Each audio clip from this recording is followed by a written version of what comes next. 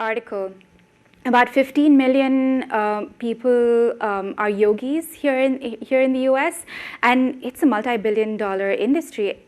I think something around $5.7 billion.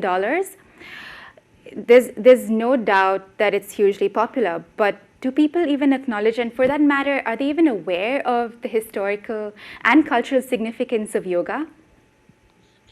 I think it's really, you can really find very different strands in yoga right now. So there are some communities of practice, which I think for whom the idea of India is very important. Oftentimes you'll find references to India or having studied in India with with a teacher there, with a guru there, to be very important ways in which yoga is legitimated.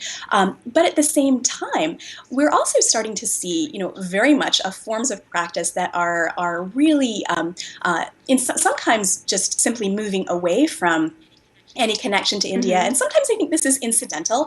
Other times it seems to be quite purposeful. That, for example, I'm sorry. And why is that? Why do you think this is purposeful? I'm curious to know. Well, I think some of it has to do with the way in which yoga has now really moved out of a countercultural space that was relatively marginal in the US into a thoroughly mainstream consumer culture.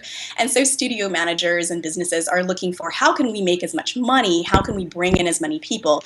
And some of those people feel that associations with ideas of India or with Indian people and so forth are alienating to a kind of imagined mainstream white consumer. Now, is that really the case? I don't know, but that's a perception, and it's a perception that has come out very interestingly in, say, very recent work. There's a web film series called Om City that was recently released, and in one of the first episodes there, you have it's a satire of a white studio manager. I've actually seen that web series.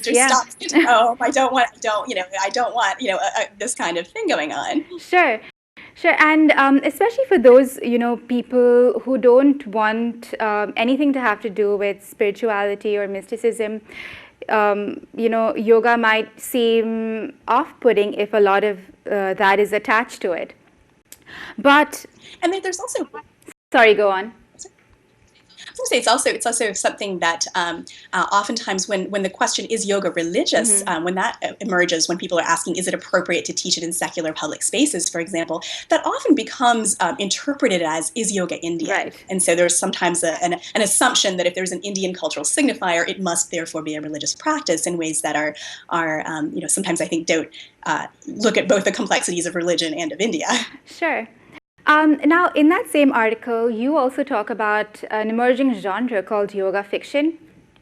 What is this all about?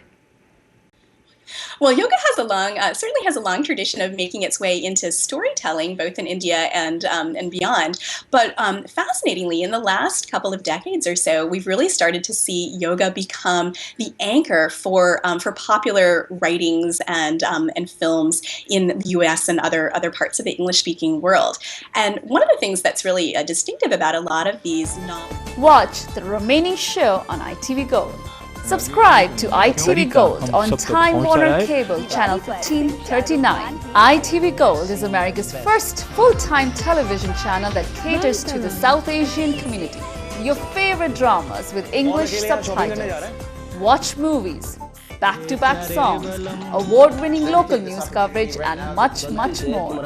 Subscribe to ITV Gold on Time Warner Cable Channel 1539, part of the 8-channel combo pack for $39.95. And our East Coast viewers can also subscribe to ITV on RCN Channel 476 and Cablevision on Channel 1168.